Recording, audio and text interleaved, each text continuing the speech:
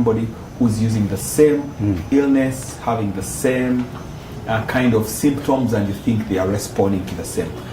But we know that medicines respond differently to every individual. So that's why it's important as a public health approach to sensitize people about medicines and have regulations and frameworks in which we take medicines. People should not share medicines. Take half dose.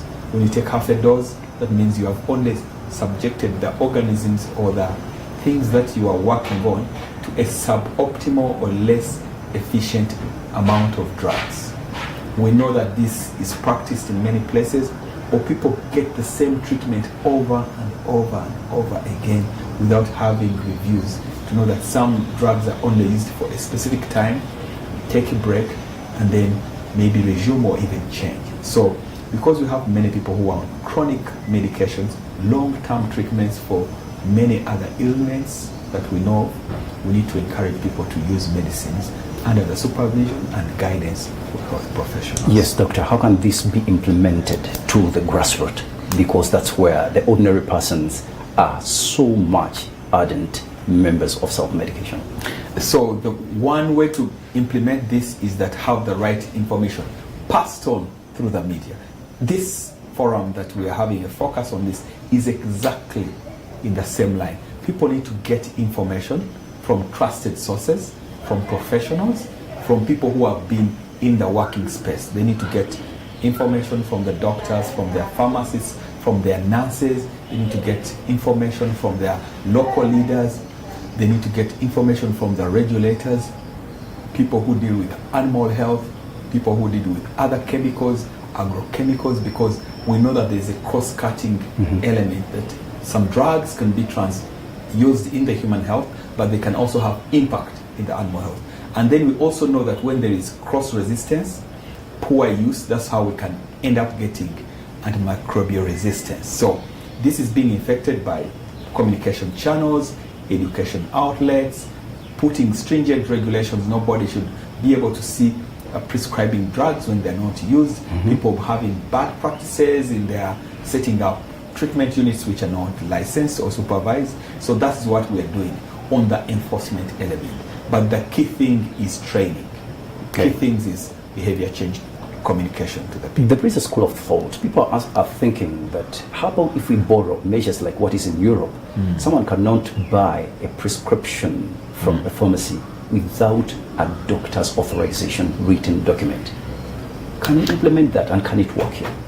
So we need also to be aware of what community we are talking about. Oh, sure. Some practices are good practices and they are standards. And we also have an evolving population. We are having an evolving group of people. We are moving from self-treatment, using herbs, using local remedies, and all these homeopathic treatments that we are used to. So when we bring in modern medicines which need prescriptions, we are transitioning the population. So people are using a mixture. If we are to regulate strictly that all treatments bought in a pharmacy must have a prescription from the doctors, that is the standard. And we are actually working towards implementing and regulating that. However, we do have some drugs we call off-the-counter prescriptions. Off-the-counter medications are those that you can buy without having a prescription. So because the service points are the same, so some people end up, for the sake of getting revenue and money, they end up prescribing as a patient explains to them. I've been to some pharmacies and you are in a line, you are hearing somebody describing what they're going through and what they're seeing, and then you see a pharmacist behind the counter giving advice and becoming a doctor. Yes, in that post. But we also have to remember that how many doctors do we have there who are able to see all these patients? So we also need to make sure that a certain level of health workers are given that ability to prescribe. That takes time. But in terms of regulations, that's the standard we want to enforce. But before you enforce something, we have to make sure that we're not going to disadvantage some people. Okay. Doctor, enforcement calls for a budget. Is there any budget according to the Ministry of Health? Yes, I think there is a budget. What are the people who enforce this? National Drug Authority. Yes. It has a government vote. It's an autonomous body. We have the health allied professionals, the pharmacists councils. They collect revenues from their friends. We have the Uganda Medical and Dental Associations. They have a budget to go out and train. We do have the government of Uganda. We do support supervision in health facilities. All these can help with regulations. They can help with enforcement. We have the Uganda police. They can go with us when they find people who have counterfeit medicines to enforce and retrieve drugs. We have teams which are doing pharmacovigilance to go and look at what the drugs are, to see what is happening, post-market surveillance, that the agencies go and look at the drugs in the market, pull a sample and check and say these ones are not working. We also have what we call reporting back from the health workers. There's this kind of treatment and medicine. We've observed this kind of side effects. Some require attention, but also some require further analysis. We do have some diagnostic tests, some of which don't efficiently give us the results. Those must be recalled, but we can only do that if we enforce the regulations and post-market surveillance of what they're doing. Doctor, maybe in conclusion on this, is self-medication that bad that it needs to be streamlined or done away with completely? Self-medication is very bad. It has cost people lives. Every single life is as important because it's 100%. So one person lost to that person's family, they have lost somebody they can have back. So self-medication is bad, and we should fight to make sure we prevent and stop this practice of self-medication. Wow. If it is that bad, exactly, could you please be specific how bad? Someone may hear, okay, it is bad, but how bad? Unfortunately, I don't have the numbers of how many people have suffered from self-medication. Okay. But stories in the communities can tell you how many people have given themselves overdoses, or some people have failed to take and stick to right medications, and they end up having very many side effects, even losing, leading to permanent injuries. Doctor, thank you so much. Away from that, recently the World Health Organization reported something concerning anthrax, which posed a great threat. There is an outbreak in Uganda. So far, 13 people have died, and the report talks about 5 countries in East and Southern Africa. In Uganda, Malawi, and all those countries have an effect of anthrax. And this very day, even yesterday, the leaders, local leaders from Chotera, we are calling upon government to lift the quarantine which was laid on the sale of livestock. Government policy on disease, animal disease outbreaks is there. So I have not read the reports you're talking about of the WHO. I have also not seen the reports from the region, and I have not privy to the messages that you've given. You know, zoonotic diseases, as they call them, those are diseases which move from animals and they end up infecting people. And most times the diseases we see that they are in animals, we first get people to report, because animals don't speak, and if the people do not report who are in charge of the animal health, then for us we only detect and we say this disease can only come from cows, this disease can only come from dogs or canines, and that's how we can take up the idea. So these diseases are, and they can also be in wild animals. You know, we have wild game, and the way we live in our communities, we don't have, we live with our animals. Exactly. We live with same our house. animals, same house, and that possibility remains. Remember that the most recent outbreak we had in a country previously was Ebola. We know that Ebola jumps from the primates, what we would call the monkeys, the chimpanzees, into the human population. A year ago, we were not able to know when that happened. So we always keep watch of these zoonotic diseases. It's a continuous surveillance. It's our medical intelligence which keeps going on. And to us, that is more important, to inform the community that we are continuously watching. not so much concentrating on what we are finding or what we are investigating, but to alert them. So I wish to take this opportunity to let the people know that we are watching anybody who feels they're not well, especially when the community has been taught of what is happening, to go and seek care in the right facilities from a professional health worker, other than rushing to go to a shrine and go subject yourself to the untrained and non-responsive people who will keep you until a point when we are about to die, and they say, go die in a hospital, so that people may unfortunately not know that there was a chance to save such lives. So the encouragement, regardless of what disease is available, there have been so many diseases which spring from animals, from bats to animals, so we'll keep watching and trying to investigate and actually respond. Because what is the best response? The best response to any outbreak is to prevent it from becoming an outbreak. You go to where the source is, extinguish the fire at the source. Dr. Daniel, do you think people understand where you're coming from when you lay a quarantine on the movement of livestock? Because people are like, this is Christmas. We need to make money. We need to eat some meat, because to some families, Christmas is the day when to have a bite on a meat. And you lay a quarantine, there's no movement. Of course, we have something like over 1,000 cases of people who have ate contaminated meat and they go seriously, or serious infections. Do you think people understand, or have you done enough to pass out the knowledge to the masses? I am surprised with the kind of numbers you're throwing at me. I do not think we have source of information. I'll be happy to see your source of information of 1,000 people. Yes. I would also want to let you know that as we work as Ministry of Health, we don't have anything to do with quarantining animals. That has never been in our docket. No, so that's not something I can speak to, because we deal with human health. For us, when we say quarantine, we need to let the community know what is quarantine. Yes, sir. Or what is restricted movement, or what is managed movement, or what is when you say stay put. Because these terms can be used interchangeably, and when they are used by the wrong group, they infer different things. But let me say Christmas, for me, I know it's a season of celebration, but also there is a reason for the season.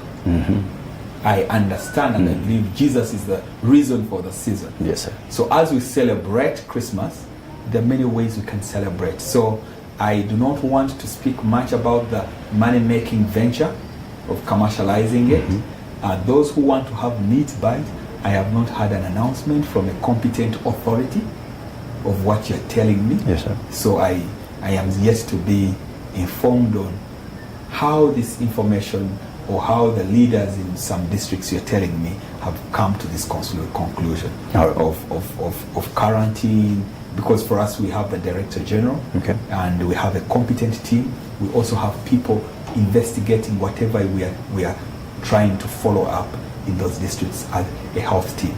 But we also have a good platform. It's called the One Health Platform, where the people working in Ministry of Health, the health professionals, human health, work with the animal team, work with the wildlife team. So those plus agriculture, animal husbandry, and Office of the Prime Minister, they come to form one health team which looks at disease and surveillance holistically as not only one entity or MDA like Ministry of Health. So I think that is the forum which can ably tell us that the anxiety coming around Christmas is all about. Doctor, last year's budget indicated a 6% to the Minister of Health.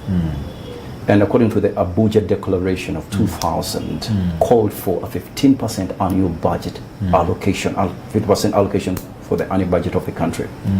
And according to that, it is actually a quarter. Doesn't this low budget exert too much pressure and affect your work as a Minister of Health? So many years ago, African heads of states voluntarily made a pledge, which we now call the Abuja Declaration, made a declaration that for optimum health care provision, 15% of the national budget should be allocated for health and health services. What government reads at every annual year may be budget allocations and the proportions for what you're telling me 6%. From the last time I checked, it was not 6%, but I don't know how you interpret that, because government also looks at what we call off budget and what government adds. How much was allocated, Doctor? So I think it's about 9%, and we are yet to know. But also we have to look at what is government investing in, because if we only look at the expenditure in terms of commodity, we lose the bigger picture of what is the infrastructure investment. So all those investments must be put in place. And also what we need also to know is that what has been persistently happening, whereas government has increased its revenue and the percentage of earning in terms of actual money resources has increased, but also has the budget. So whereas we are seeing that more money is coming in for health, it's really less because the budget expenditure and the government access money is changing. So in a nutshell, I'm saying that health will consume as much money as you give it. Wow. Health will consume as much money and expend as much as we, because we all have to be healthy. But remember, even if we are healthy and remain in a state of non-productivity, if you don't give resources to production, people won't have enough food. If you don't give resources to infrastructure, we will have all the health facilities, but people can't access them. So I think it's a holistic. But for us as health, yes, we would love more resources, but we are also aware that there are other needs. So the theory of having priority, I think the key element is what is our priority as a government and as a nation at the current time. Right. If I were to make the decisions, then I say, if I'm coming from the health sector, of course I would want the lion's share, because we are all sharing from one pie. So if the pie, you as a family man, senior, that means that you know that you have to have priorities and you allocate resources according to what your immediate need is. The big aspiration is health should consume about 15% of the budget, so that we move to the universal health coverage where we want to be. Wow, amazing. Doctor, we're going to take a break, but when we come back, the Ministry of Health, which you belong to, normally organizes public health programs. One of the worst things is ignorance. People don't get to know what is being programmed or planned for them. And that's why Bethany TV is here to create this awareness. When we come back, I would request you to please help us know and understand Ministry of Health, public health programs. How about that? Thank you. Thank you so much. We'll be right back.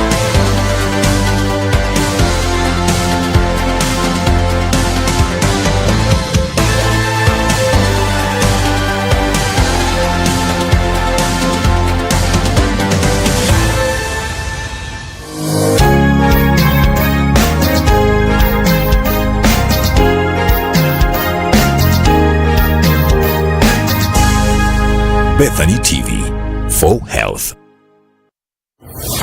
Are you ready for this good news? You can now watch Bethany TV on your TV, AfroMobile, and Airtel TV apps. Yes! Catch the finest programming prescription for everybody, wherever you are, whenever you are. Bethany TV for health. Introducing Bethany TV, the pioneer health and wellness channel in Uganda and Africa, having a profound commitment to health and wellness. Our content takes various forms, from music and series to documentaries, talk shows, news, features, movies, cartoons, and reality shows. We are a hybrid station available on free-to-air and pay platforms, embracing the digital age as we maintain a strong online presence through our website, social media platforms, and mobile apps. Explore our rich and diverse content, engage with us on social media, and be a part of the positive change we aim to bring to the health and wellness landscape. Bethany TV for health.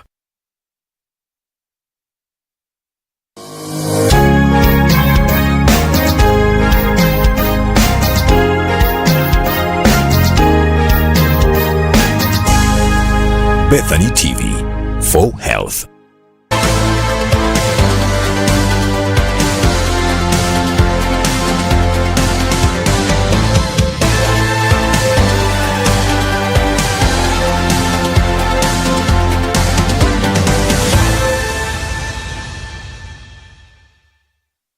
Thanks for joining us once again. You're on Bethany TV and we're on focusing on health, and I'm joined by Dr. Daniel Kyabayinze, and he is the Director of Public Health Services, and we're tackling casting more lens into the programs of the great Minister of Health. And when we broke up, I told you that we're going to come back and talk about the major public health programs that the Minister of Health is currently focusing on.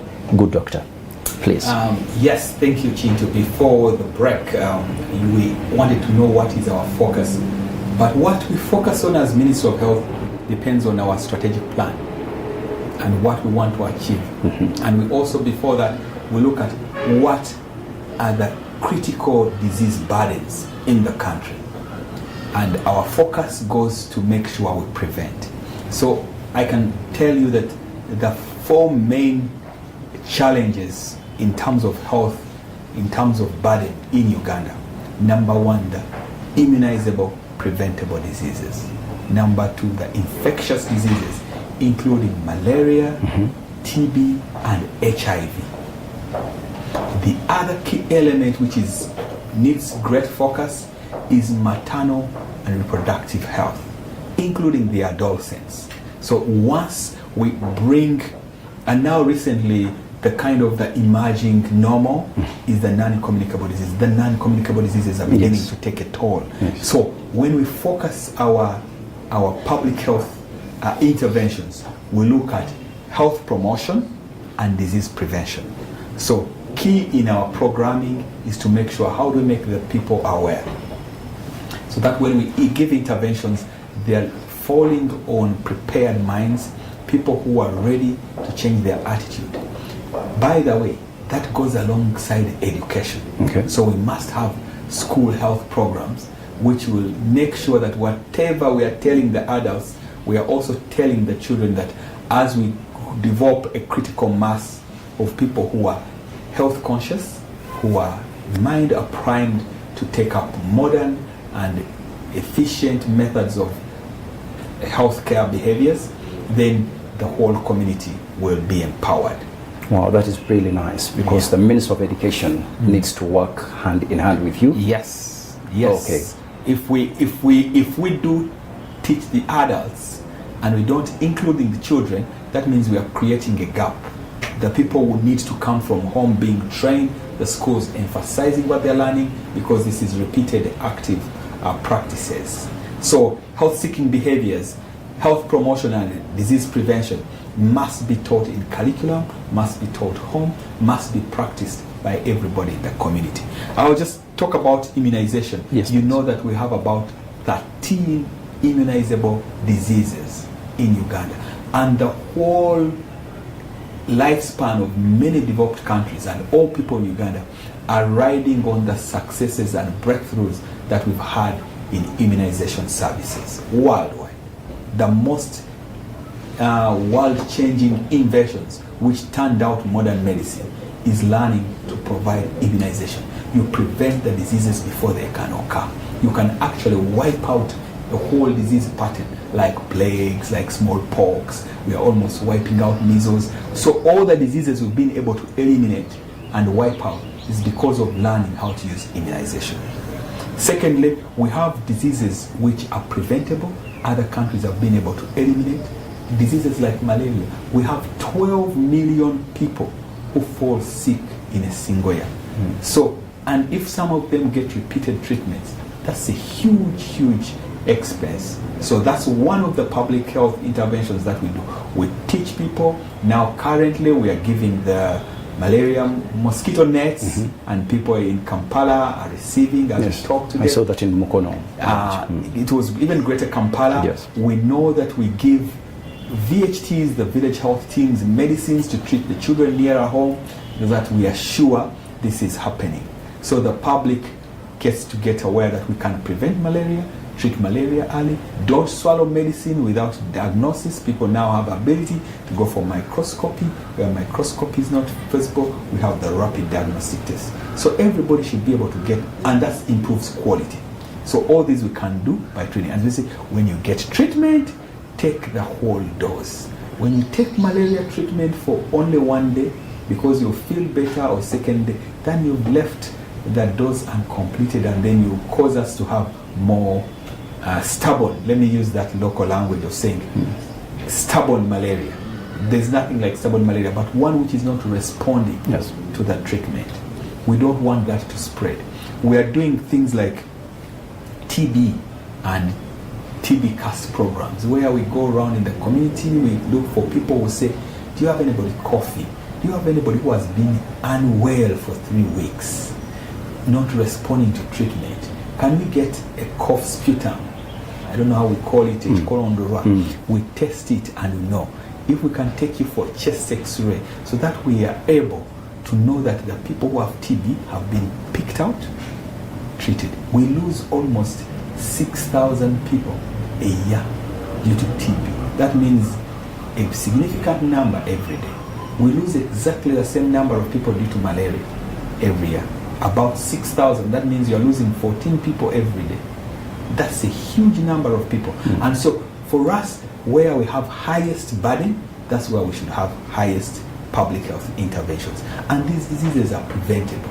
And the best way to prevent and manage is to make sure people have the right information, with government puts in the right tools, the media and Bethany TV gives the right information to our population, and we encourage them to be focused on these health promoting programs and channels. Doctor, I'm tempted to ask a question that what would be your target groups? Because recently the statistics of teenage pregnancies are really, really threatening and worrying.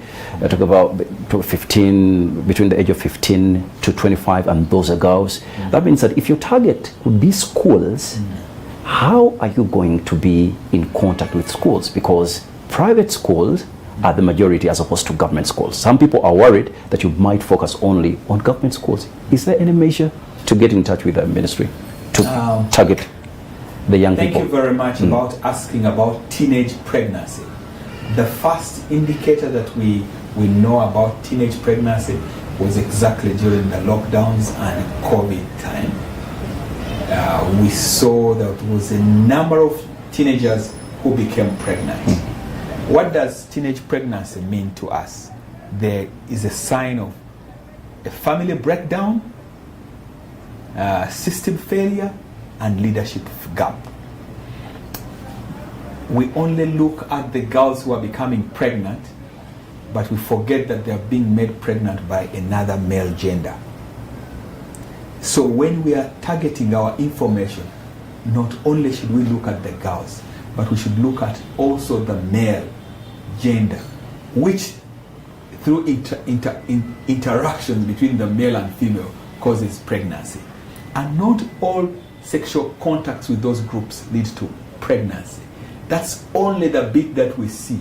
We are also seeing increasing number of HIV infections, especially in girls in that age group. So we need to double our efforts so that we don't lose all the gains we've had over time in trying to combat diseases, in combating sexually transmitted infections. And government does not look at students in government schools. No, government has supervision and regulatory authority over all learners in the country. You saw what happened. There's no say we are closing down only government schools and the rest can continue during studying. COVID-19. No, everybody went home. Therefore, when we do our interventions, we should also be broad-based, and that's what we're doing. That's why I mentioned the school health. It's important that students are given skills, life-saving skills, parenting skills, sexual education, appropriate information for age. Those who are not in school is now a big number. You know, our young men have taken on some businesses, some are in farming. So those who are out of school also need to be reached with key messages, with key trainings, but also they need to be reached with key services. Some of them need family planning interventions. Others need sexual reproductive health care. The small babies having babies need to be delivered in a health setting. The good news is we've seen in the most recent health demographic survey that 97% of the people who gave birth, or close to 90%, delivered their babies with support of a professional healthcare giver. That's a good indicator that at least they're delivering in the right setting. I don't want to forget the controversial sex education, which has been opposed by very many people, religious leaders, legislators in parliament. How can that be implemented? How can, sex education be implemented in schools where we have the majority of the young people? I think we had controversial messages about sex education. Who should give the education? Because students or learners will learn. There can never be a vacuum. If you, the parent, or if me, the father, I do not talk to my children and give them the appropriate sex education in time, they will learn from their friends. Parents are shy to give that education. You cannot be shy on teaching your children a life skill which can be life-saving. So there's nothing shy about sex education. In fact, parents had children because they had sexual acts. That's the first thing they should know. If they are doing it, they did it to have children, they better teach their children quite early and are age appropriate. We do not want to shift that burden of being the trusted source of key information to any other person. So schools and teachers are only going to reinforce and emphasize what children have learned at home. Are they equipped to do that? Teachers? Teachers have children. Teachers are adults. They have also lived their teenage life. And if they're not equipped, then it is the responsibility of the whole of government to make sure we have the right teachers. But I say these are second-rate teachers. Every parent owes their children the responsibility to teach them about sex education.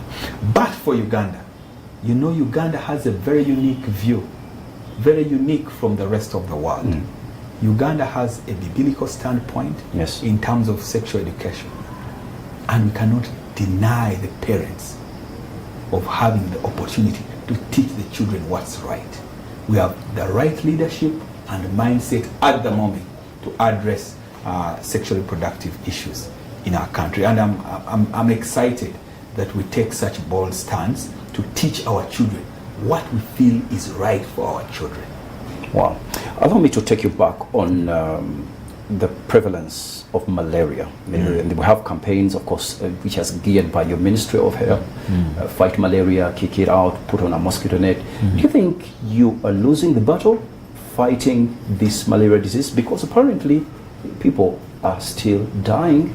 Others are not receiving the mosquito nets as they are supposed to receive them. Do you think you're losing the battle or you're advancing?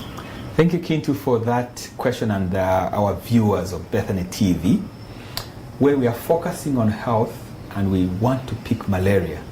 You see, you can only say something is not being done well, but something is being done.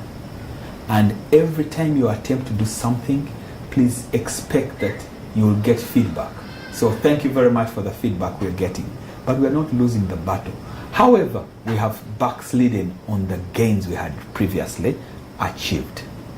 In 2019, 2018, 2030, we were able to measure the prevalence of malaria in the rest of the country, and we were showing that the whole country, for every 100 people, only 9 people had malaria. We have not done an indicator survey, which we call the indicator survey, which we're talking about. That's how we measure.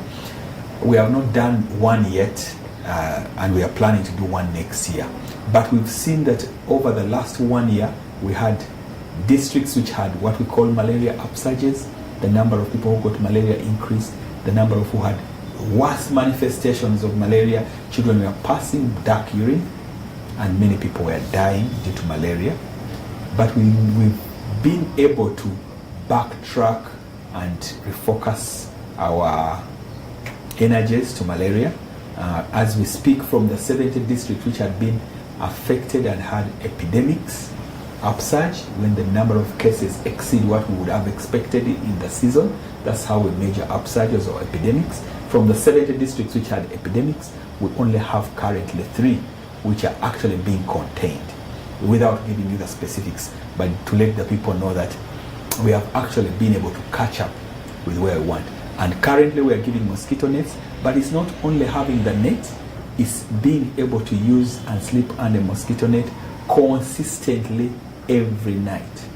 But it's not a standalone, including the home, helping the homes around, improving the drainage, improving the home hygiene.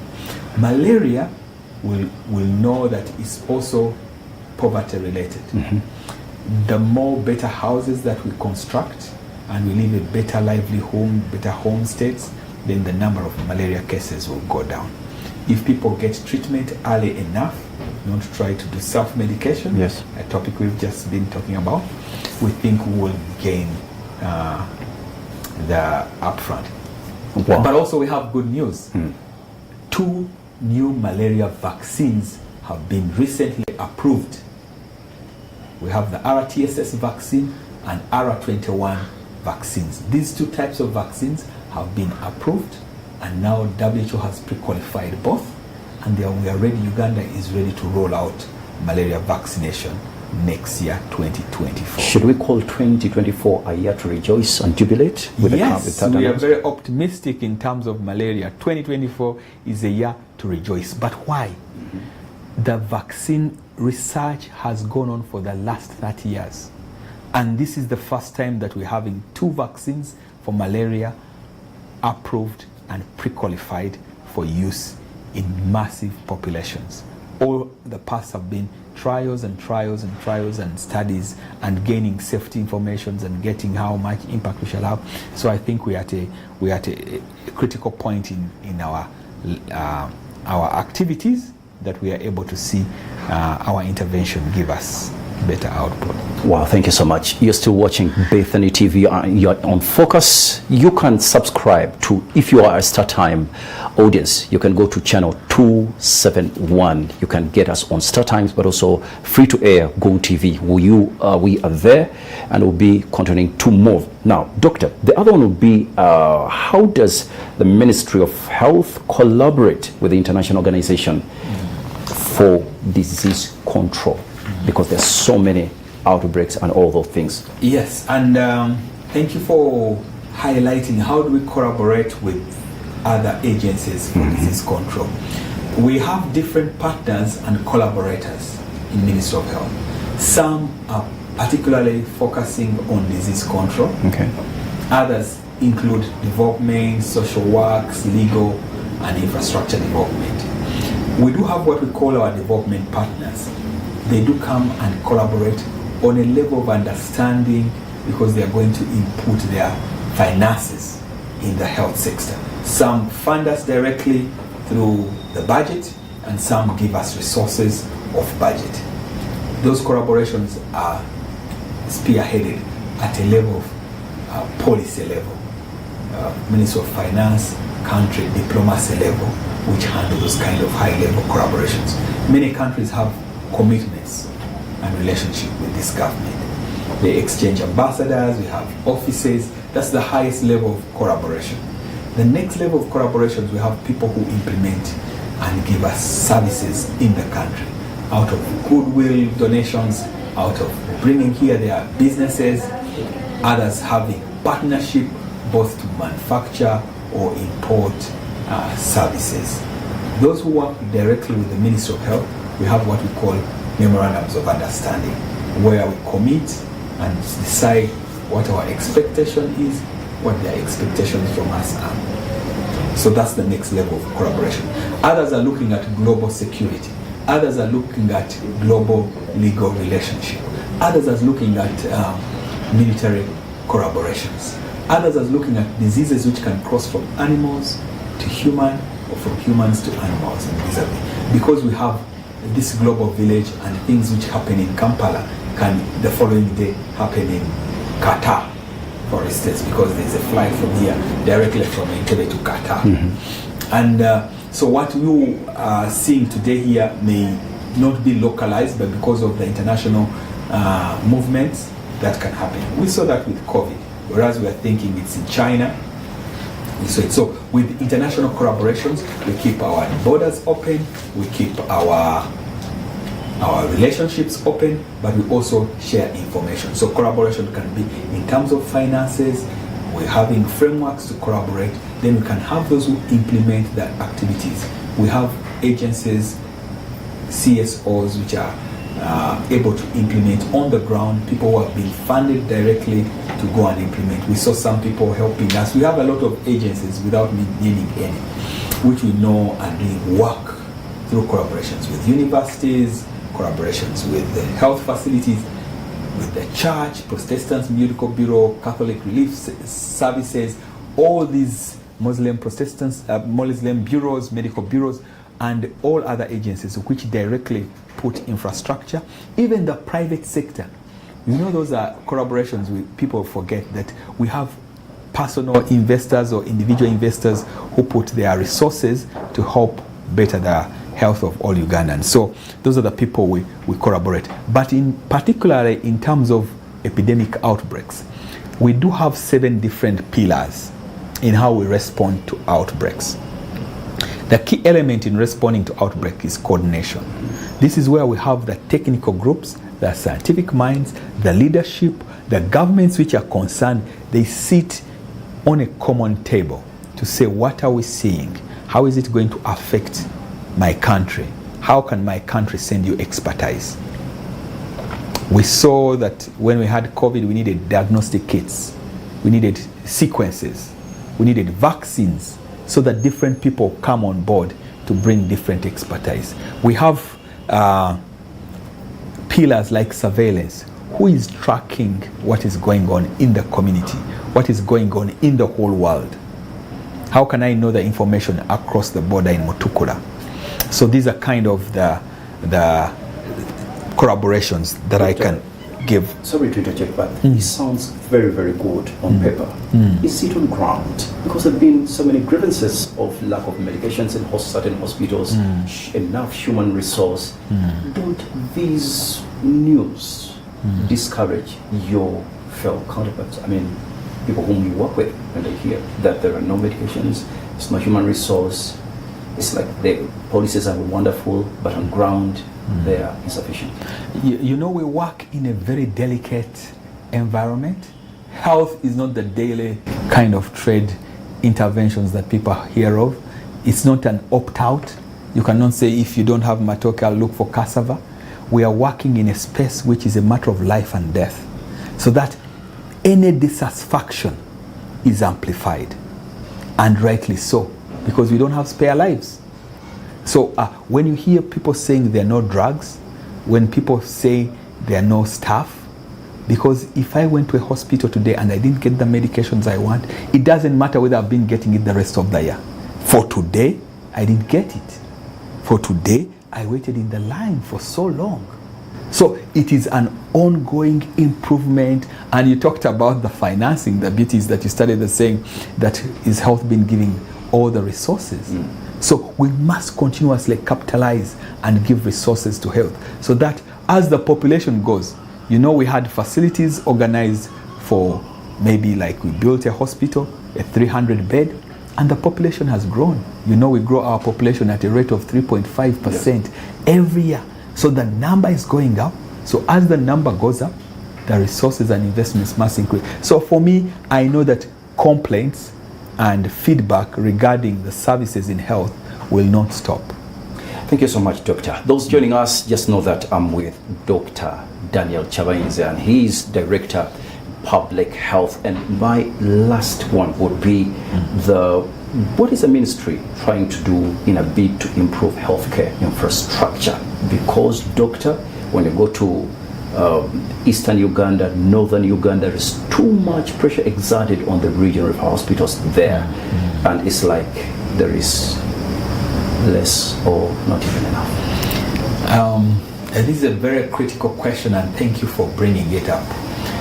Some of our major investments as ministry or as government has been in infrastructure.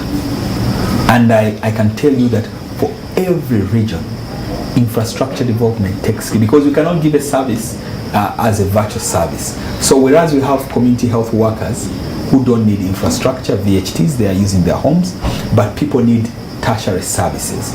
And at this point, any service, any gap can be amplified because it has political mileage, it has leadership visibility, but we also want to use good service, high quality services.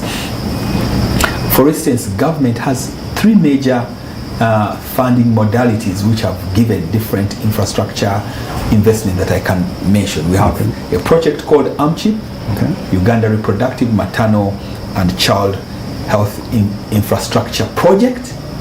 We have the UCREP, the Uganda COVID-19 Response and Project, and we have the UGIFT. These are modalities in which government has borrowed money or received grants to improve the infrastructure in the country. I can just give you an example of what have we done in infrastructure. Infrastructure can be the physical hospital, it can be the services and logistics we do. I'll start by the state-of-art 30-pallet Uganda National Medical Stores, which has just been completed in Kajansi, and it was commissioned in November 2022. Yes, in addition to what was in Entebbe. We have upgrade of physical and technological infrastructure at the Uganda Heart Institute, and they are soon launching a construction of state-of-the-art at Naguru. They are going to put up their infrastructure there. But also what has been seen elsewhere, they received 10 acres of land where the three funders are coming together. We recently had a meeting to prepare for that construction, and that was to secure about 70 million to do that. I want to talk about the construction of regional cancer centers. We've developed one in Gulu, one in Mbale, and one in Mbarara. And we talked about increasing number of non-communicable diseases. Cancers are becoming a talk of town because of the way we eat and so many genetic dispositions that we know. So we need to consciously get people, and we know that cancer treatment is very expensive. There is also been equipping the regional referral hospitals you've talked about, pressure being mounted. By the way, there is a regional referral hospital in all the regions of Uganda. 18 regional referral hospitals. So those are the main hub which supervise the other general hospitals in the region. But now these have been equipped with modern equipment, what we call CT scans. Yes. Computerized tomographic scans. And we also have MRIs, magnetic resonance imaging scans. And these are in the 14 regional hospitals which have received that: Arua, Mbale, Entebbe, Gulu, Hoima, Kabale, Lira, Mbarara, Moroto, Movende, and Soroti Regional Referral Hospital. That has come on as part of infrastructure improvement. And also just to remind us, we remember that oxygen has become a medical treatment, has become an essential treatment tool, oxygen. So we've seen that all regional referrals have been equipped with oxygen production capacity and equipment. Government has also now procured 1,600 cc capacity per hour plants to add on to the one which is going to use what we call liquid nitrogen, so that we can efficiently transport and store oxygen. We've changed the piping in the hospitals, and all these, they may not be so common and alive to the human person. The ICUs we have set up as a observation and learning from the COVID, but I want to give some more detail, not only in terms of renovations, because we've renovated and equipped many hospitals, general hospitals, Gombe Hospital, Kayunga Hospital, Busolwe Hospital. All these constructions have been going on, Kambuga Hospital, and also you know that there were some hospital units which were always being flooded away in the Rwenzori region. Then there has been upgrading of health center 4s to general hospitals. That has also been major in many hospitals like the Kotido Health Center 4, Chegegwa Health Center 4, which has also been upgraded. and Chisenyi Hospital 4, which will soon become a hospital. And you've also seen hospitals which were put around Kampala, Chirudu, Naguru, Kawempe. All these are infrastructure development. The Women's Hospital in Mulago. I think we are not sure of how to tell the story because the population doesn't know that this is going on elsewhere. I wanted to talk about the upgrading of health center 3s. The government has at sub-counties what we call health center 3s that are being promoted and upgraded to health center 4s. So the plan is that every health center every sub-county or constituency will have a health center 4. So I can give a list of health center 4s, which are health centers which have been updated. We have Bondo Health Center in Arua, we have Buyaga Health Center in Buyende, we have Palabek in Lamo, we have Mayuge Health Center 4, we have Rebi Songe Health Center 4 in Bundibujo, we have one in Chiriandongo, we have one Rugeyo in Kanungu, we have Rutete in Kabarore, and so many are going on like in Lira. So because it's a stepwise, now we get the health center 3, upgrade them to health center 4s. And for instance, we have health center 2s being upgraded to health center 3s. For instance, we've upgraded 381 health center 2s to health center 3s. Okay. This was using the U-Gift and 41 from AMCHIP. And then we also have 220 out of the 340 which are being upgraded. So all these infrastructure upgrades are not visible to the eye of a lay Ugandan because they're not in that area. But the people, when you share with them, you'll be able to know that they are able to access and see the infrastructure investment. It is so heavy currently. Doctor, with all that good news, Uganda has, if I still remember, 135 districts. According to the Equal Opportunity Report, which was handed to the President 2023, over 30 districts have no hospitals in Uganda. Any plans to have those places with hospitals? So, according to the equal opportunity, because people must understand the framework of mind, and when we said hospitals per district, you know, if you talked about Wakiso has the highest population in Uganda, 3 million. So when you talk about a district hospital in Wakiso with 3 million people, and then you talk about a hospital for which district can I talk about? When you talk about a hospital like, which is the smallest district, Kaplebion, with a district population less than 200,000 people. So equal opportunity, and then you have to see where are the major hospitals and the road transits through those districts, because you know districts are now political divisions.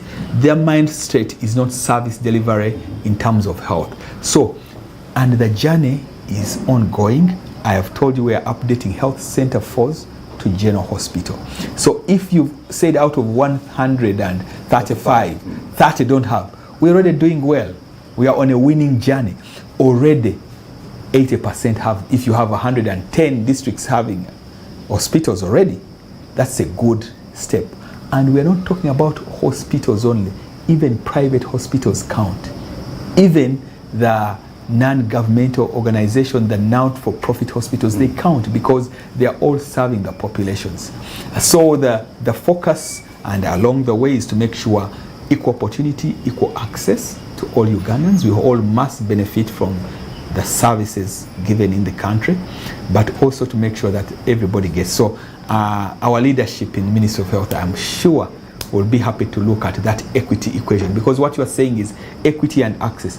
For us, we are sure almost 90% of the Ugandans are within 5 kilometers to a major health facility. Maybe Also the high fertility rate for our women is becoming a problem because we're giving birth to very many children, and before we know it, we cannot meet their needs and maybe services.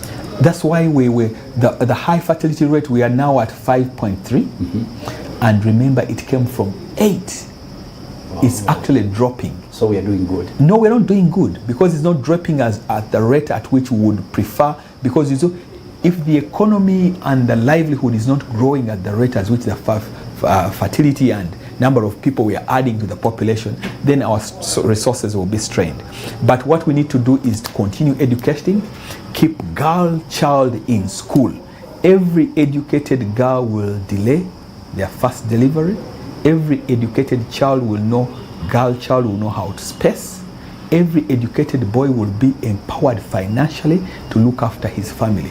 The problem may not only be in terms of fertility and number of children, but people must have the resources and means to raise a good family, because they should not just add numbers, but we should also add responsibility and to be able to make sure we look after the numbers that we've decided to have. Uganda is a beautiful country and everybody would love to live here, but we need to live here with the resources, with the opportunities, with the access and livelihood, so that everybody lives a full lifespan. He is the Director, Public Health in the Ministry of Health. That is Dr. Daniel Kyabayinze. Thank you so much for providing us this wonderful time. Thank you. It's been a pleasure joining you today. Thank you so much. For those watching Bethany TV, thanks for joining in, watching Focus. We'll be back next time. Chintu Mtisasi Senior is my name. Good morning.